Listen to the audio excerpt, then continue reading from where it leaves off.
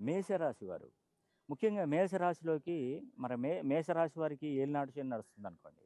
వాళ్ళు శని హోమం జరిపించుకోవడానికి వీల్లేదు.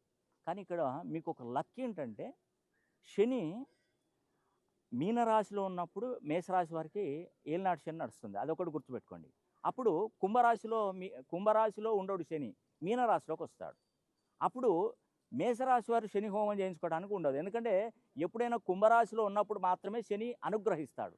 మీ లక్ ఏంటంటే మొన్న మీనరాశిలో ఉన్నటువంటి శనీశ్వరుడు కుంభరాశిలోకి వచ్చాడు. ఆల్రెడీ మేషరాశి వారికి ఏలినాటి శని నడుస్తుంది. కాబట్టి ఇదే అద్భుతమైనటువంటి అవకాశం. ఖచ్చితంగా చెప్తున్నాను. ఒక్కసారి శని హోమం జరిపించుకోండి. ఆ యొక్క శని అనుగ్రహానికి మీరు పాత్రలు అవ్వండి. ఖచ్చితంగా చెప్తున్నాను. మీరు ఈ శని హోమానికి అటెండ్ కానవసరం లేదు. పేరు గోత్రనామాలు పంపిస్తే సరిపోతుంది. నేను శని హోమం జరిపించి అతి శక్తివంతమైనటువంటి కంకణాన్ని మీకు అందజేస్తాను. ఈరోజు ఛత్తీస్గఢ్ రాష్ట్రంలో ఉన్నటువంటి శ్రీ దంతేశ్వరి అమ్మవారి టెంపుల్కి వచ్చాను. ఇది 52 శక్తిపీఠాలలో ఒకటి. అమ్మవారి పంటి పడినటువంటి భాగం ఇక్కడ క్షేత్రం. ఇది ఎంతో శక్తివంతమైనటువంటి ప్లేసు.